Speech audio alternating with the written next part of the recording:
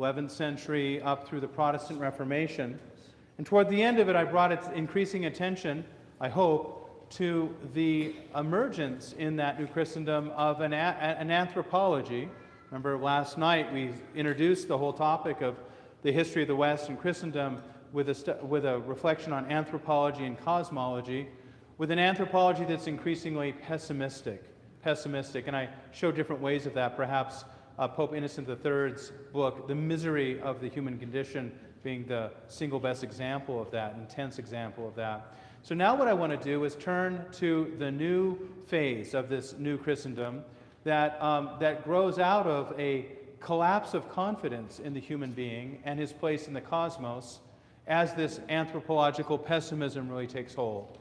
I believe strongly that as Christians living in the modern world, whether it be conceived of as America as a nation or the West generally as a culture and civilization, I believe that we Christians today are really called on to bring forward our faith in God's blessing of the human condition in this world, something the Orthodox faith has always done such a good job of.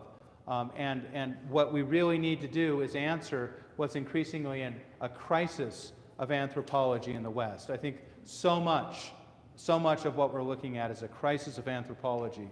So let me start then this next section of what I call an age of utopia by referring to the founder of humanism.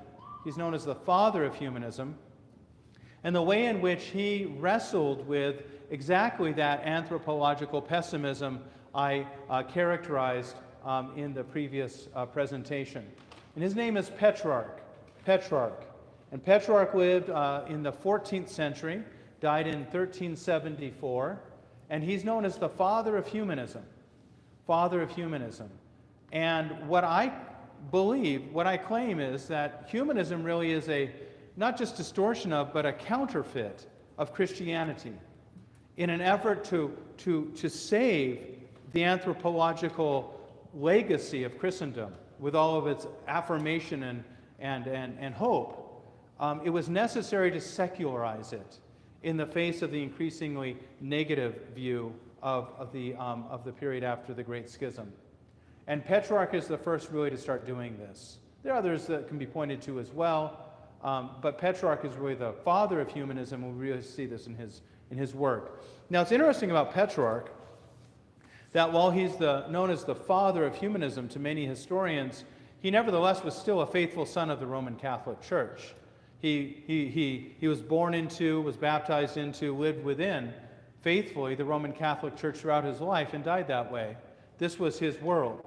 As a matter of fact, as a very brilliant scholar, he was invited to come live at the papal headquarters and there to conduct research into the wonderful library that had been assembled around the papacy over the centuries. Now, when he does this in the 14th century, the papacy is experiencing its own crisis, the crisis of what's known as the Babylonian captivity of the papacy, so-called. This is the period in the 14th century when the papacy is removed from Rome. It's a Roman pope, but he no longer resides and rules in Rome. He's removed to Avignon, France, near the Italian border. And he's removed there under pressure from French kings who want more control over the papacy. There's a long struggle between popes and kings and emperors during all of these hundreds of years because of that new ecclesiology. It brought with it claims by the popes that their supremacy was not only over bishops but over rulers as well. And there's a lot of conflict here. A conflict which only gets resolved during the Protestant Reformation in things like the Act of Supremacy in 1534, when no longer the Pope was superior to the King of England, but the King of England was the supreme head, so-called, of the Church of England. And so you get a reversal, really, of this in the Protestant Reformation in some cases. But Petrarch, back to him, goes off to this Avignon capital of the papacy. Soon the papacy would experience real problems in a ecclesiology, a new ecclesiology, where communion with the Pope of Rome is the definition of being a member of the body of Christ. no longer participating in the Eucharistic assembly at a local canonical church under a bishop that's in communion with all the other bishops throughout time and space of the church, with Christ presiding in each case, but now in the Roman Catholic new ecclesiology that you're subordinate to the person of the Pope of Rome. What happens when you have two popes of Rome canonically elected, as you get in the 14th century? It's a crisis of ecclesiology, the new ecclesiology. And believe it or not, there actually become three popes in that century. Three popes all claiming to be the Pope. This is a mess. It's a real big mess. And it creates a crisis for the Roman Catholic Church that she really works hard to get out of, but it's a big problem. Well, anyway, Petrarch is kind of close to some of these developments, and he just thrives as a Roman Catholic scholar. And he really loved Augustine and Augustinianism. He took, throughout much of his life, he took a copy. We think of, that thing called the, what is it called, the pocket book? I don't think they make them anymore, but it's like a little tiny book that you can put in your back pocket and carry and read wherever you go. He actually had a pocket book. It wasn't published by Bantam or something like that, but it was a copy of the Confessions by Augustine that he took with him wherever he goes, and he read this. He loved it. He was really established in the piety of the Roman Catholic Church under that Augustinian influence.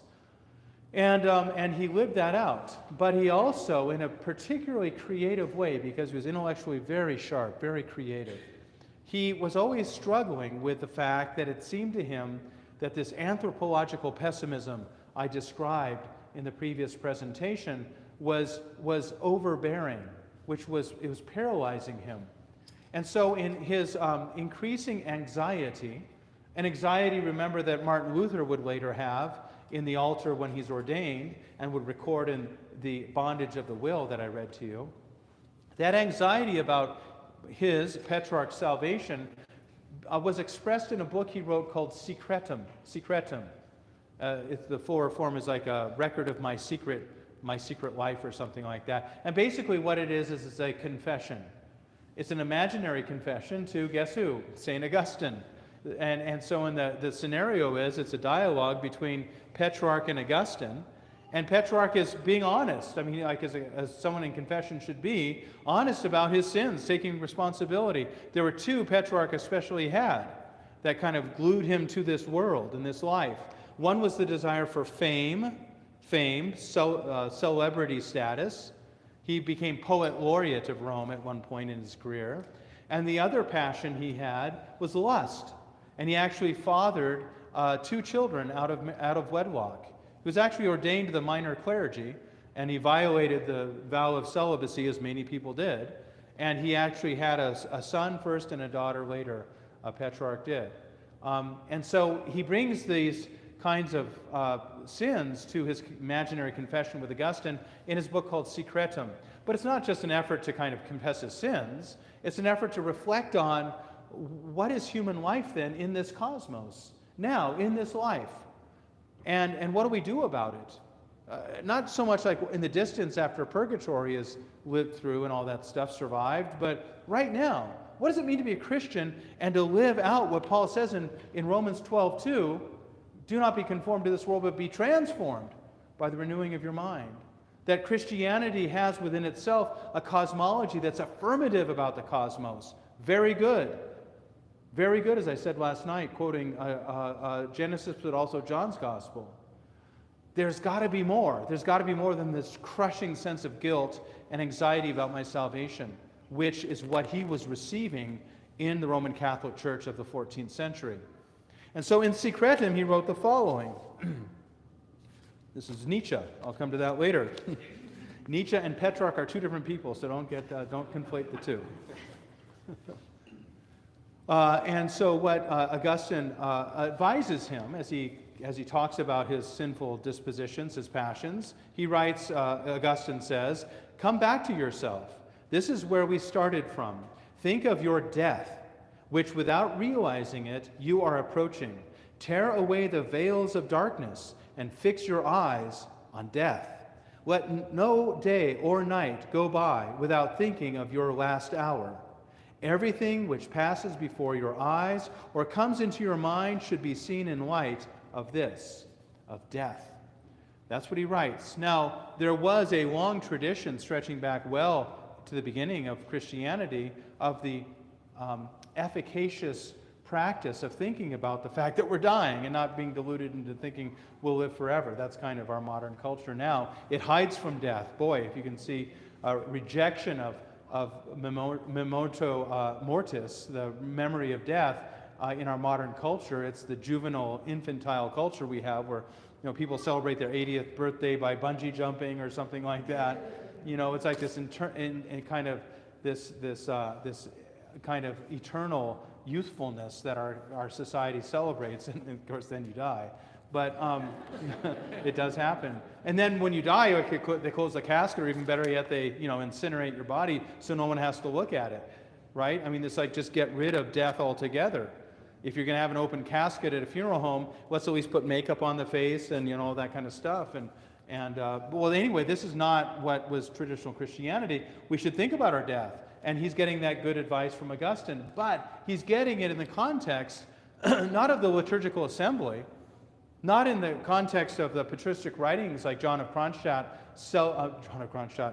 Chrysostom celebrating marriage, as I quoted John Chrysostom to do in this life, finding salvation, experiencing paradisical transformation in this life, but rather just death, sin, guilt, death, and that's kind of what he was getting. And so he says the following, his response to what Augustine just advised him imaginatively in this work. And Petrarch retorts, "You pile up so many miseries and necessities that I am almost sorry I was born a human being. In the sadness I feel, all is cruel and wretched and horrible. The way to despair is always open, and everything conspires to drive unhappy souls to their destruction." My experience in this life is not of light, but infernal night and the semblance of bitter death. And what is the worst of all miseries, there's the word, I feed on my tears and grief with a sort of dark pleasure, so that it is only with great reluctance that I can tear myself away from them. So this is the psychological state, you might even say, of an especially creative, intellectually gifted person experiencing Christendom, experiencing the West, a civilization with a supporting culture at this time. And so Petrarch decides, we don't have a document of making a clear decision, it's not really like that, but he decides more and more he's going to look away from the life of the church and look toward life without the church in that part of his life that he can organize around especially his scholarly studies. And these bring him especially to escape from Christendom into pagandom. Namely, the putting aside of Augustine's confessions and the opening up of the great works of the pagan philosophers and historians and dramatists and epic writers of the pre-Christian period in Greece and Rome, especially in Rome, because he never read Greek. We'll get to that in a moment. So he read, Virgil, and he was just inspired more than anything by Virgil and some of the other Latin pagan writers. And he found in their celebration of life in this world, without any sense of a kingdom of heaven, brought to us through the incarnation of God, something pagandom had no sense of whatsoever, he found great release from this anxiety, this estrangement from his culture, his civilization. And he began more and more to celebrate then pagandom, more and more celebrate an effort to revive pagandom even within Christendom. And so he did various things, like for instance, he began translating the great classics of the Latin classics into Italian. He wrote in Italian, actually, also love poems, poems about just falling in love and being in love in this world. He supported a political revolution that came about when someone tried to seize Rome. His name was Cola di Rienzo. He tried to seize Rome and reestablish a kind of a Roman Republic modeled on the pagan model, the pre-Christian model, against the papacy. And it was finally crushed and destroyed. But Petrarch was totally supportive of this revolutionary political action because he thought it would release Christendom, the West, from its oppressive anthropological pessimism. And so Petrarch did a lot of these things, and as he did these things, he more and more retreated. You might think of that imaginary confessional with Augustine like a confessional box in the old Roman Catholic sense, and he finally left that box and fled to what we can call the saeculum.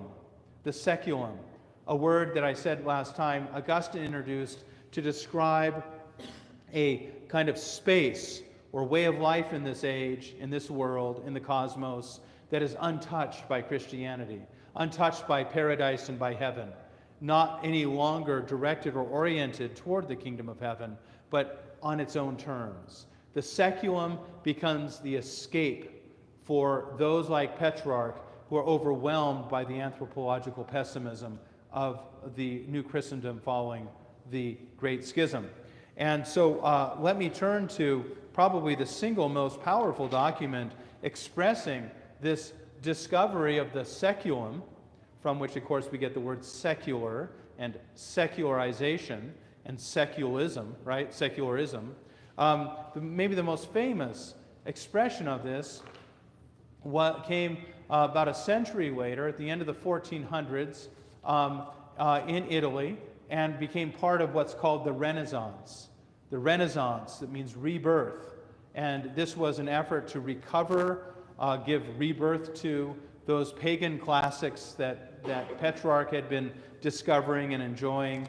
And this became the thing of Italy in the 1400s. The Quattrocento is called in Italian. And one of the most famous expressions of this rebellion against anthropological pessimism was a humanist who wrote a book called On the Dignity of the Human Being. On the Dignity of the Human Being. A reversal of the title of Innocent III's famous treatise on the misery of the human condition.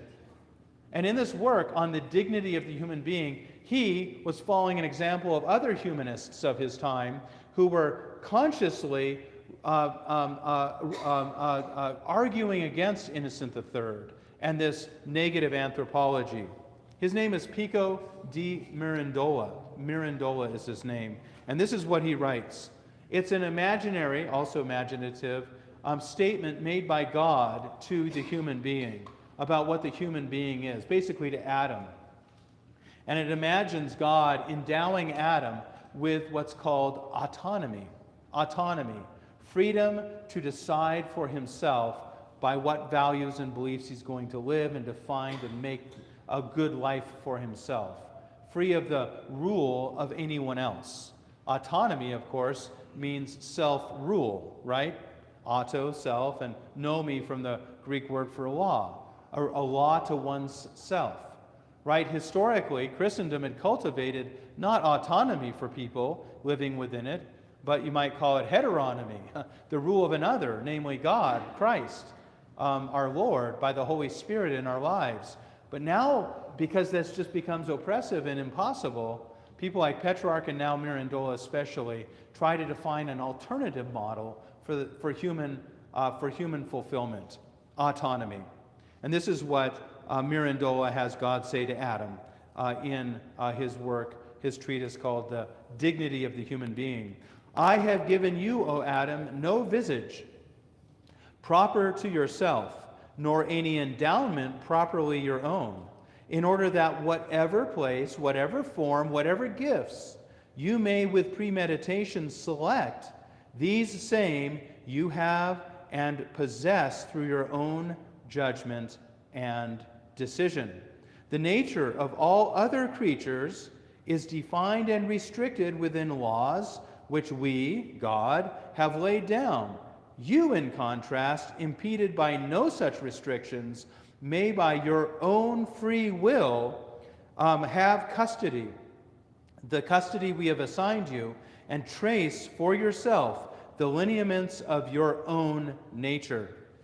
I have placed you at the center of the world, the cosmos, so that from that vantage point you may with greater ease glance round about you on all the world contains. We, God, have made you a creature, neither of heaven nor of earth, neither mortal nor immortal, in order that you may, as the free and proud shaper of your own being, fashion yourself in the form you may prefer. It will be in your power to descend to the lower, brutish forms of life. You will be able, through your own decision, likewise, to rise again to the superior orders whose life is divine. Amazing statement.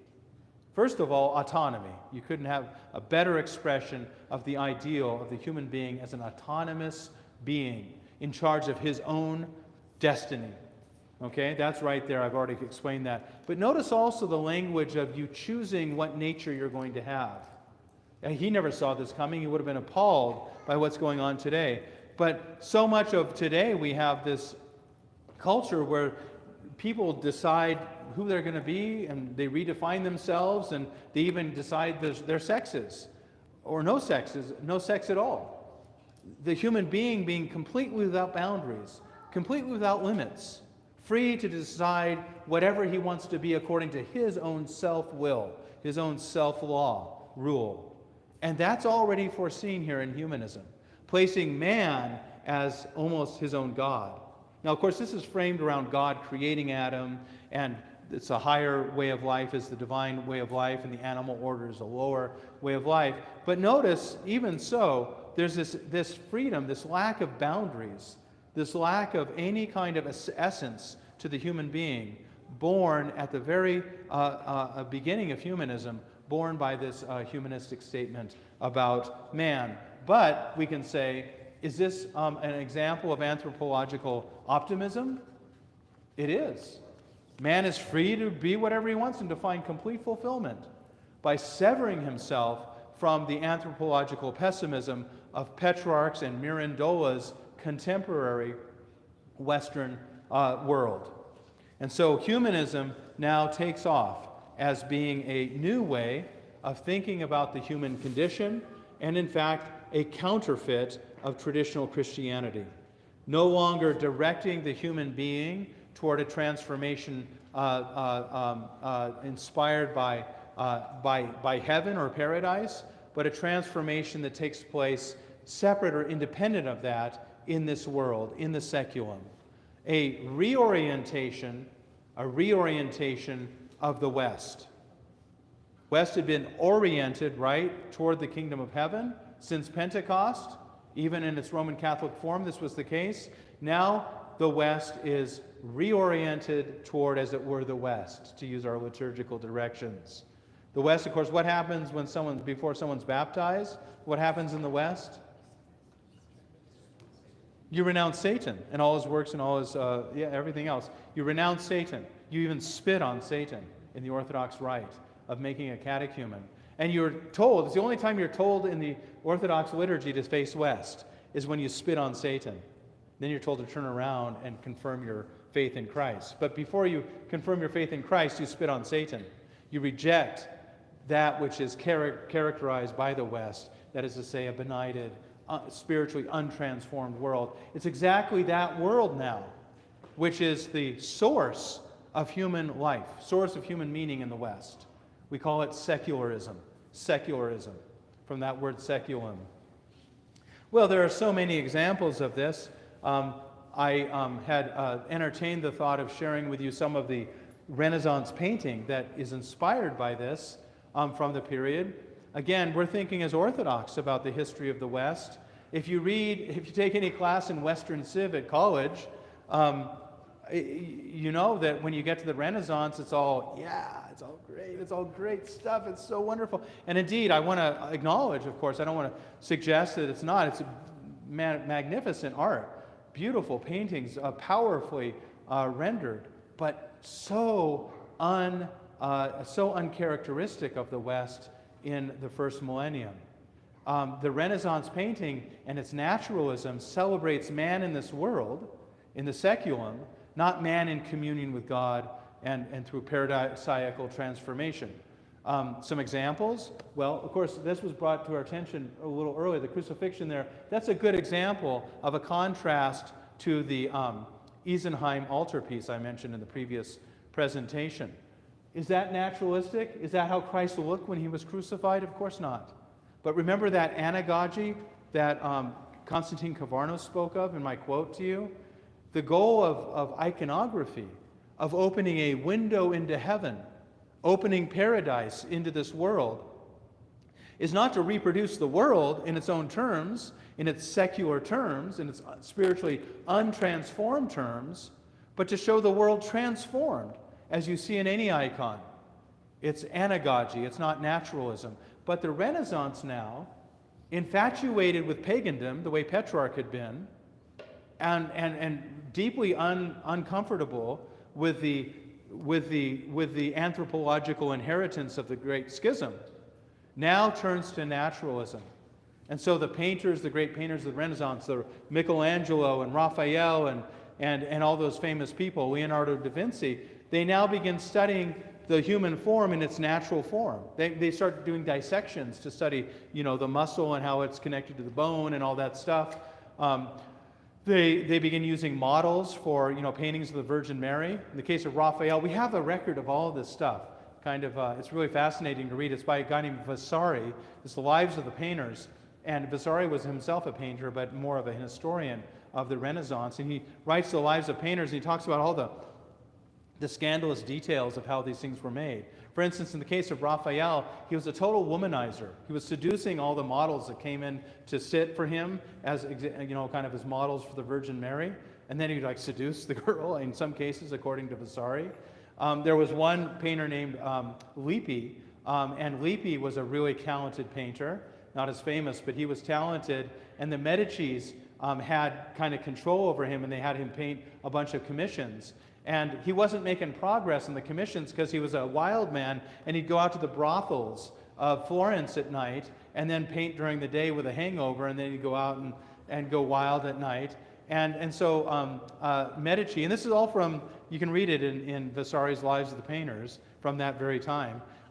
Finally, Medici gets fed up with Lippi, and he locks him into an upstairs room with a commission to finish. He says, "You're not leaving until you finish it." And so he closes and locks the door and walks away and waits. And then when he comes back once, he realizes that Lippi has made a rope out of the bed sheets and climbed down to go out and carouse at night in the streets and come back in the morning. And so this is kind of some of the nature of how those paintings were made that are so celebrated in our culture. And I think even celebrated in some circles of Christians in our Western culture. Again, we Orthodox should consider the narrative that we're presented, the history or even mythography we're presented with. Okay, is this really the moment of historical artistic development, or is it rather a deviation from something that was much better? And that is to say, the kind of iconography that Byzantium and other earlier forms of civilization generated. In the case of Michelangelo, the artist becomes really very powerfully kind of his own autonomous being, defined by his ability to break from past models and examples and be a revolutionary, really. He does this with his Sistine Chapel painting. Again, what's less celebrated as a work of painting in our culture than Michelangelo's Sistine Chapel, right? But he paints everyone naked to celebrate the human body in its secular, spiritually untransformed form. Just like the pagans of Rome had sculpted, the naked body and celebrated how beautiful the body can be. He's confronted by a bishop to do that, and he's forced to paint loincloths on them, which they have now. But it's said that when he painted hell, he painted the face of the bishop in hell, who forced him to do that.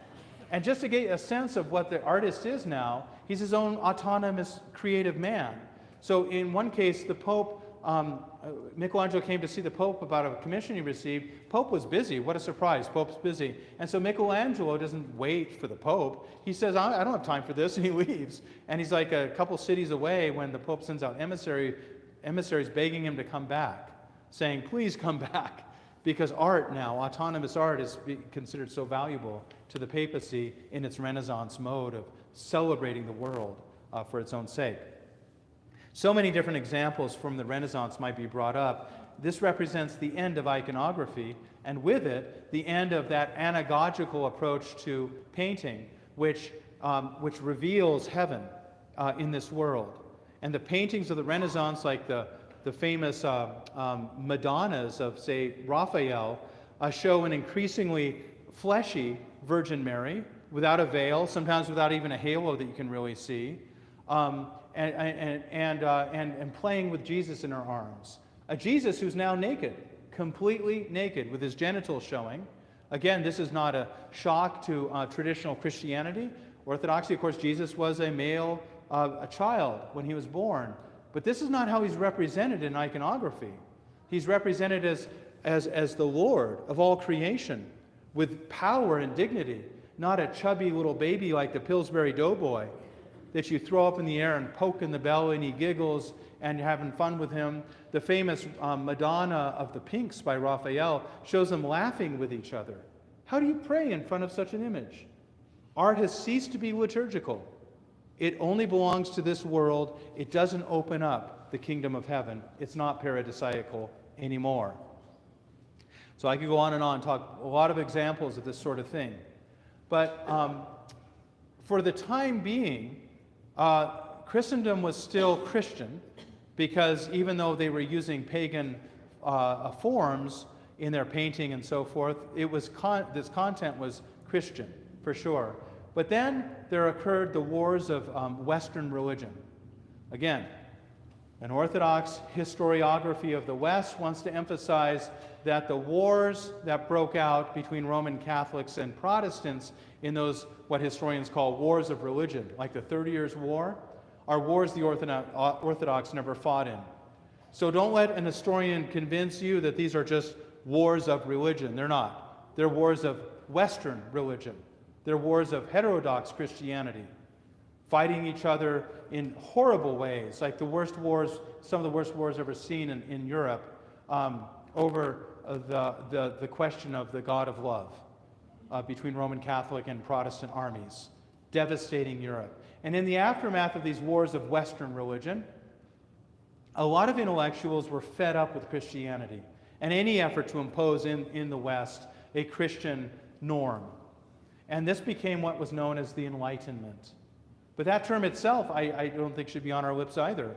Because while the Enlightenment brought about a lot of good things, nevertheless, the basic premise for so many of its leaders was that Christianity is superstitious, it's filled with darkness, and light needs to be shed on Christendom, the light of reason, the light of secular reason. And so the Enlightenment leaders, all for the most part, became deists. A deist is someone who believes there is a single God who created the world, but then has nothing further to do with the world. He doesn't love the world, he doesn't save the world. And in the case of our president, Thomas Jefferson, who rewrote the Gospels, as he put it, as a deist, to separate the diamonds of the Sermon on the Mount from the dunghill of the New Testament or the Gospels, that's how he put it. It is it's an understanding of a God that has no interest and no care for this world whatsoever. Now that's a monster God. That's a God who creates the world in its capacity for brokenness and death and does nothing about it. That's what Thomas Hopko called deism, faith in a monster God. Like it. It works. That's not Christianity at all. We believe in a God that loved the world, created it beautiful, and when it became sullied by sin and darkness and death, became one with it in his Son Jesus Christ, and called the world into communion with him and eternal life. But that's not the deist thing. Why did the deists hold this position during what I call it the Benightment, the benightening of the West? What happened is that they simply didn't have any trust in the Christianity they knew. Roman Catholic or Protestant, that's all they knew. They certainly didn't know what we were talking about last night or early this morning.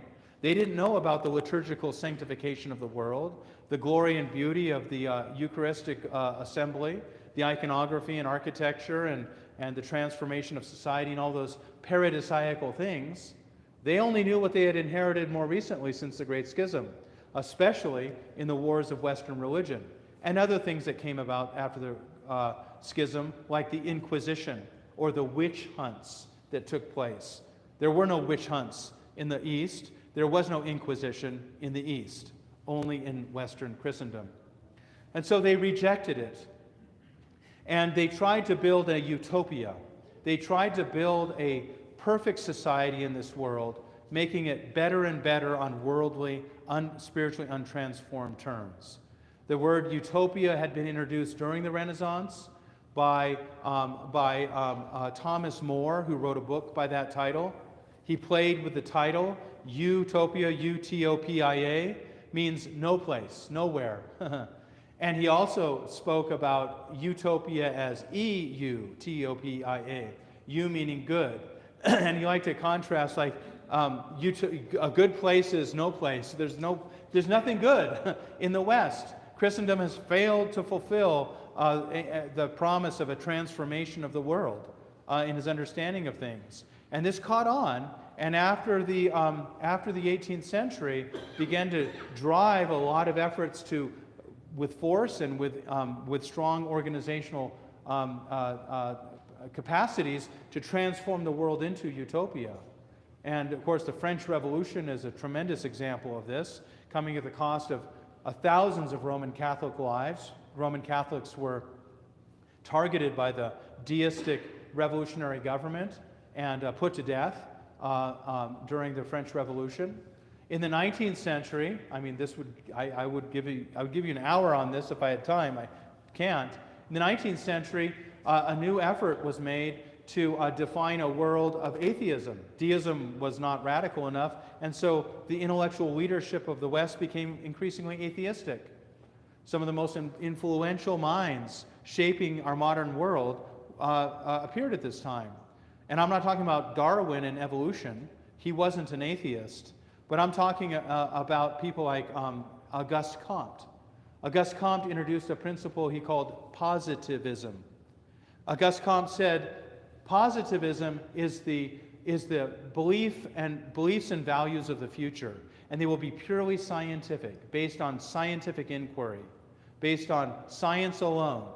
All religion will disappear as man becomes more and more as civilization becomes more and more scientific. The 19th century. And he introduced a pattern of thinking about history as an ongoing process of progress. History is always getting better. The seculum is always being improved as science, rather than religion, is applied to human needs. And he said, there are certain stages of history when an early primitive stage was religious, Christianity, Christendom, but the final stage of history will be one of pure science, and religion will just disappear.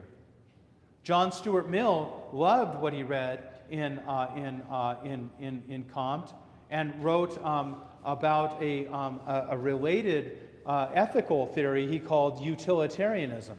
As an Englishman, Comte was French. John Stuart Mill writes about utilitarianism.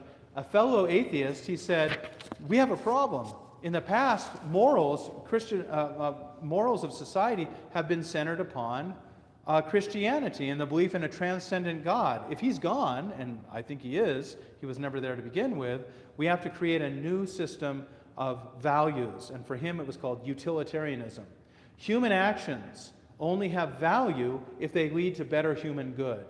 And eventually, in the marketplace of ideas where everyone will challenge each other's beliefs and values, better and better values and ideas will emerge, and progress will happen that way. One last quick example of this age of progress and the role of atheism in it is the example of Karl Marx, who said that history goes in stages of violent revolutions, and the final stage, the proletarian stage, will be one in which religion just disappears altogether, and humans find happiness in their economic circumstances. Let me quote to you just to conclude this one particular section here with the writings of a 19th century Frenchman about the relationship between atheism and progress, or secularization and progress. By the divine garden from which I, modern man, have been driven away, I will build, and all the references are to paradise and the Garden of Eden.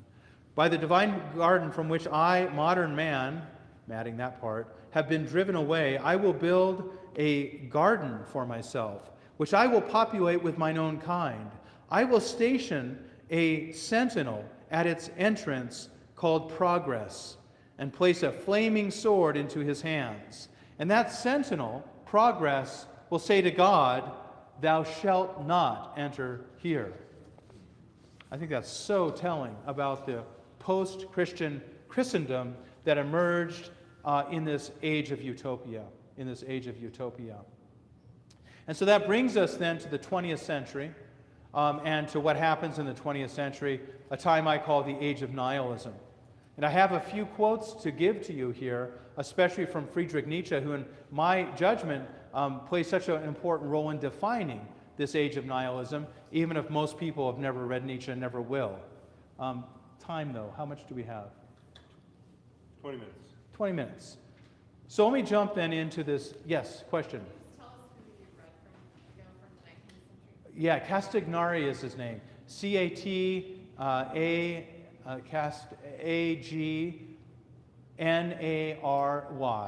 He's a Frenchman. You can't find it easily. It's very hard to find. It's kind of buried in the literature of 19th century France, but it's just an amazingly expressive vision of what the modern Christendom would be without Christianity. Still, all the imagery there is of that counterfeit paradise called progress, right? That's the idea. It's not heavenly transformation, it's utopian transformation now. So let me now turn to the 20th century and the rise of nihilism.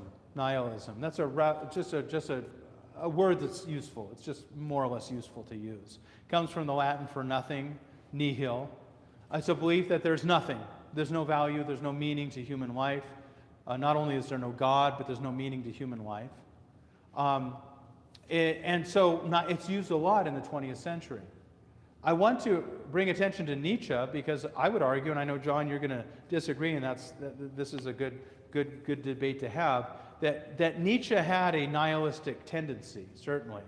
And while he really wanted to create a beautiful, thriving culture that you could say, yes to, he was always against those who were naysayers. He wanted to say yes, affirmative things.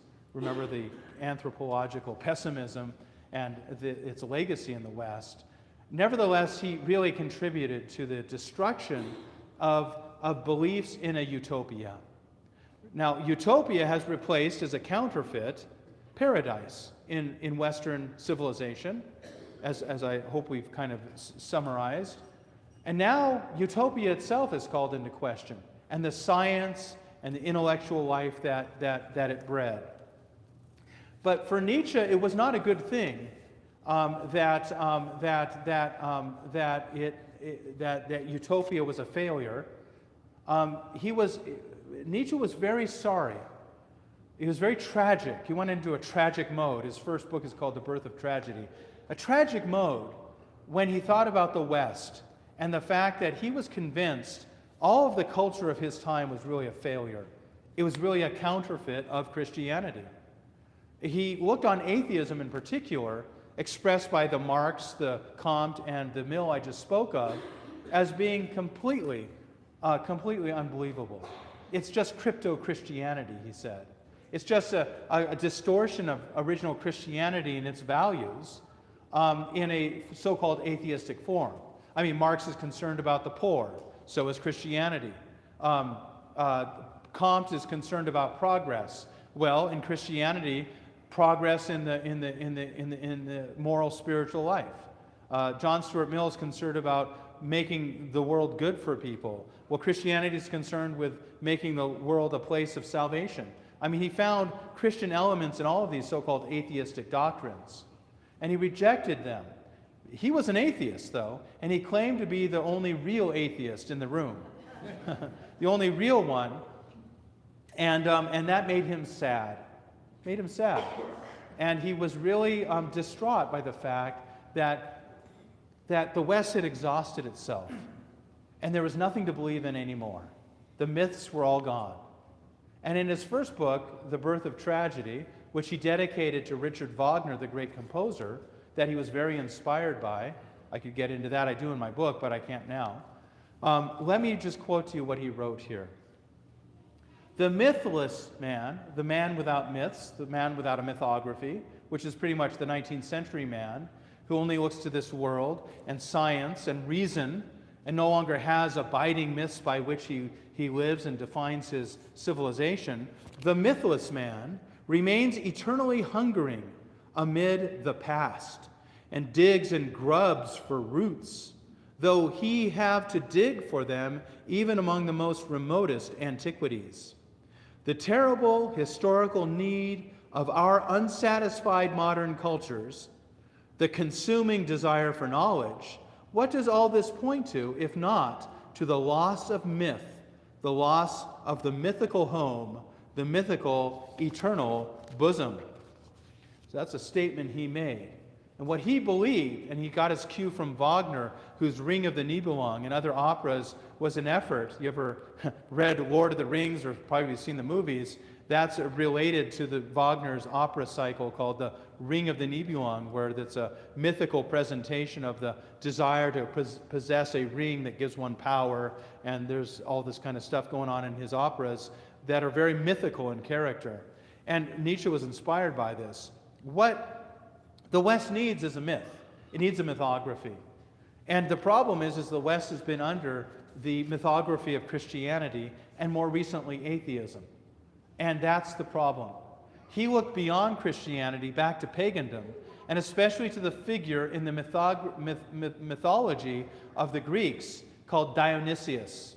Dionysius, the worship of whom in the ancient world sometimes included the Bacchanalia, where people drink to abandon, they have sexual orgies. Sometimes they would even kidnap, at least they were accused of this, kidnap a local girl and rape her and sacrifice her in this act of destruction of everything received, everything that holds society together, all the primal destructive energies of the human being.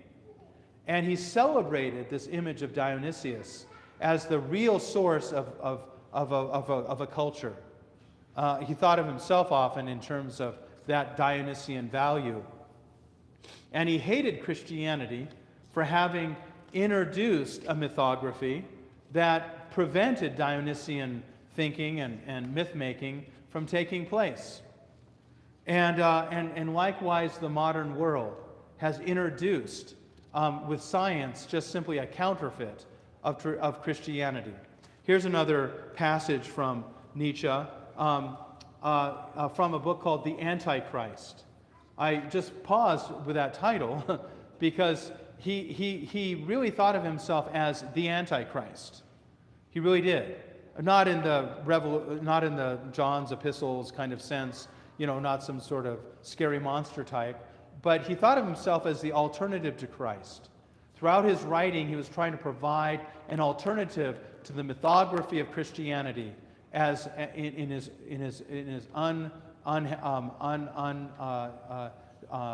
unwavering atheism. And so this is what he said: progress is merely a modern idea, which is to say, a false idea. He didn't believe in progress. He threw out utopia along with paradise. True enough, it succeeds in isolated and individual cases in various parts of the earth and under the most widely different cultures. And in these cases, a higher type certainly manifests itself, something which, comparable to mankind in the mass, appears as a sort of Superman. We should not deck out and embellish Christianity. It has waged a war to the death against this higher type of man.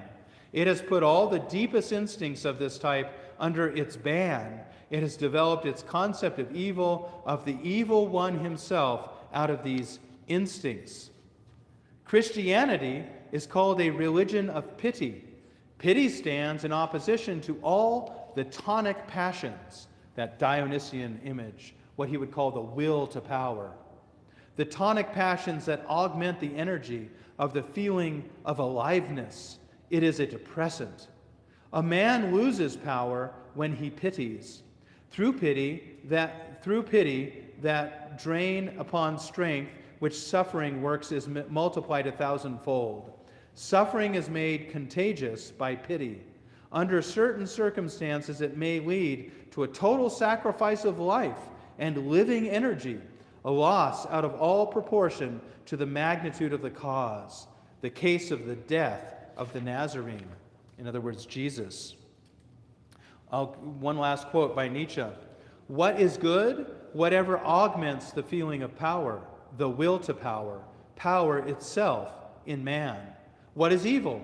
Whatever springs from weakness. What is happiness? The feeling that power increases, that resistance is overcome. The weak and the botched shall perish. First principle of our charity. The botched being, the mentally unfit, that kind of thing. And by the way, of course, we know the Nazis later were reading this and just right on kind of thing. Not to say the Nazis would have been the first to go in Nietzsche's world. I just want to say that. Nietzsche was not, there was the Nazis were appropriating Nietzsche, right, in ways that Nietzsche would have been appalled by. He hated anti-Semitism, for instance. But nevertheless, he wrote, he produced, as Bishop Callisto says, the guy winds up in hell, and he's looking at the guy across the way from him who's just kind of, in a warm cauldron, kind of being a little tormented but not much. And he says, what's with that dude? And the demon says, oh, he was a mass murderer. And he says, so why am I suffering the pitchfork in the belly all the time? He says, because you wrote books. You wrote books. So God forbid things like this should come out of books. But Nietzsche wrote books. The weak and the botched shall perish. First principle of our so-called charity. And one should help them to it. What is more harmful than any vice? Practical sympathy for the botched and the weak, for Christianity. So these are some of the things that Nietzsche said in his revolution, what he called his revaluation of values, his transformation of all the values he believed were inherited in Christendom, not only from Christianity, which he self-consciously attacked, but also from humanism, which he was also very strongly opposed to, as a counterfeit of Christianity.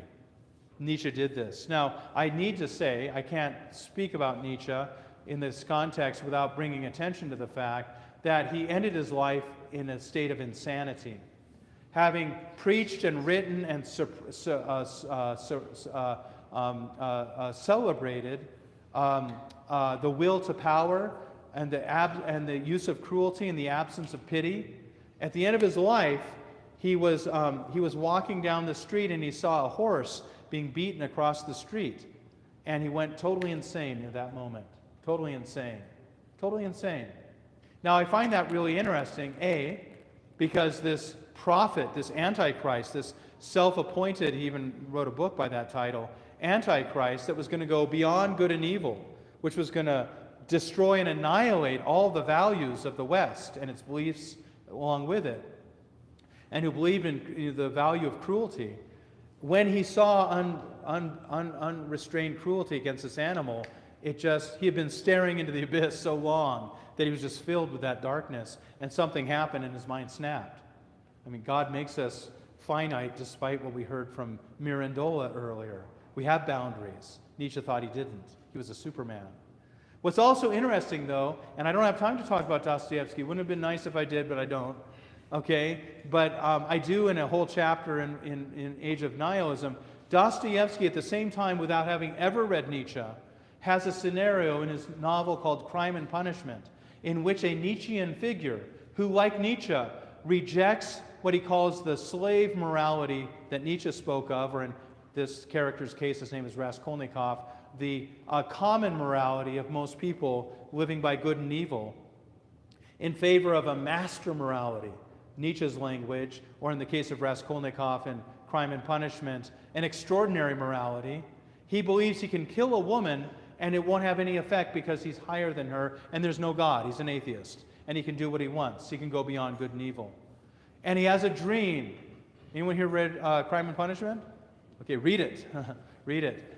He has a dream, and in this dream, what happens? Dostoevsky never read Nietzsche, and certainly didn't know about Nietzsche going insane when he saw that horse, because Nietzsche had that after Dostoevsky was dead. So what happens in the dream? The boy, Raskolnikov, in a dream is, again, a believer, and he's walking down the street, and he sees a church and a graveyard, and he's having pious feelings as he contemplates the fact he's going to soon kill a woman. And he goes by a tavern, and in front of the tavern, a man is beating a horse. A man is beating a horse to death. And he wakes up and he says, oh my God, am I capable of that? Am I capable of that nihilism? He doesn't use the word nihilism, but I do. So Dostoevsky responds to what Nietzsche was saying, though not directly, in a way that, comes from the Christian point of view, in fact, from the Orthodox Christian point of view. Well, I'm running out of time now. I'm almost out of time. But what I want to say is the 20th century can be called an age of nihilism, with that profound assault not only on Christianity, but on paradise, but also on utopia made by Nietzsche. So much of the 20th century seems to bear out what he was saying. World War I, the Great War, with its total warfare. World War II, with its more devastating effect, and the rise of the Nazis, and the genocide, and the war of annihilation that Hitler spoke of. The communists in the Soviet Union, the Stalinism, the Gulag, the death camps, the terror, the effort to destroy the beliefs and values, and in the aftermath of them build a utopia. This all seems very nihilistic. And in the West, liberalism presents itself as an alternative ideology to communism and Nazism, and serves that way, offering individuals a capacity and a constitutional right to believe in Christianity, to organize in churches. Thank God we have that in America. But by the end of the 20th century, with not only Nazism but now communism gone, and no external ideology to threaten liberalism, liberalism turns more and more in a, you might call it, soft, totalitarian direction. And in some forms of what would be called progressivism, at our universities, in Hollywood, in our government, there is a very strong demand for ideological uniformity and conformity, and ideological correctness, which is ideological in character and often displaces Christianity and offers no place for it. So my comment to conclude here, brothers and sisters, in these talks, is that we live in such a state now. We live in an age of nihilism, and we live in a society where there's so many good things that we should hold on to and respect and value and thank our God for, as we do, as we just did with Thanksgiving. My church, we do a prayer service of Thanksgiving every Thanksgiving morning before people go do their thing in the day. We're thankful for this land. There's so much good, but at the same time, there's so much that's benighted, darkened, troubling, even demon-riddled in what's going on in our culture today. And so what I would say then, as Orthodox Christians, let us affirm the West, let us look to the West, look at the West as our civilization, but let's redefine it. Let's help it in this time of crisis, especially the anthropological crisis that has come about in the developments I've tried to summarize since the Great Schism. Let's try to look at the West as Orthodox Christians and offer our fellow citizens, the people living in the West with us, whether Christian or even secular, the Orthodox vision of things. And I think that vision of things, that paradisiacal vision of things, will answer a lot of the needs that have led to so much of the confusion and darkness that oppress us today. One final comment. How is that to happen?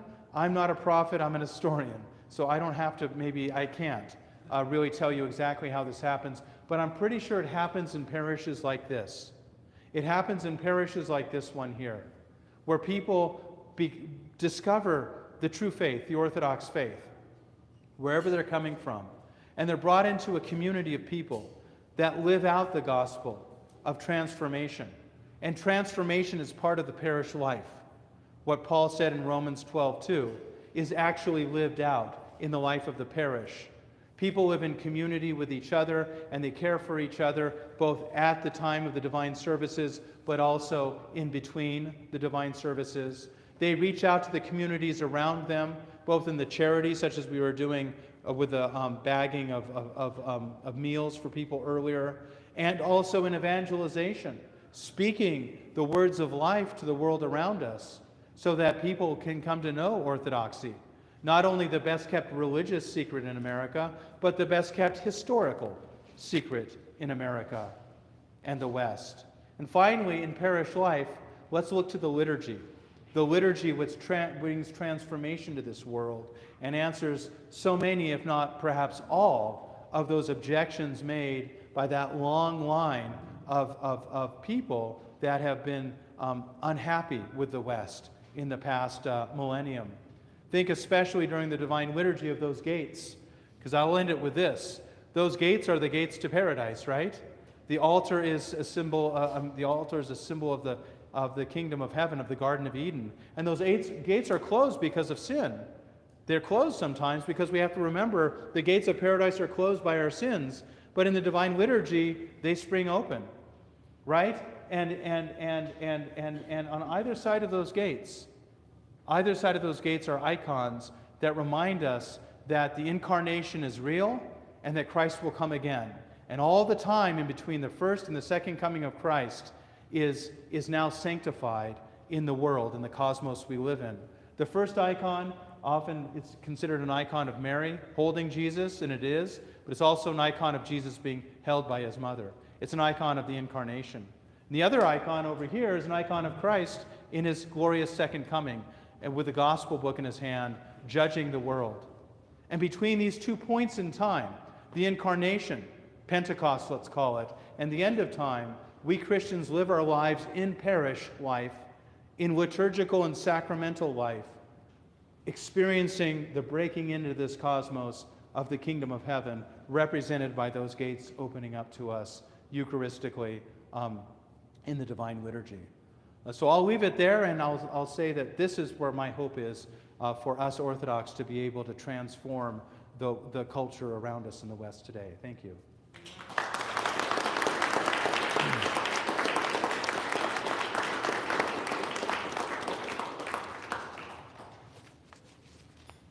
At this time, as we open the gates, we invite you to join us in prayer. You'll find the service on page 18 in your retreat tables. We remind you that Father John will be with us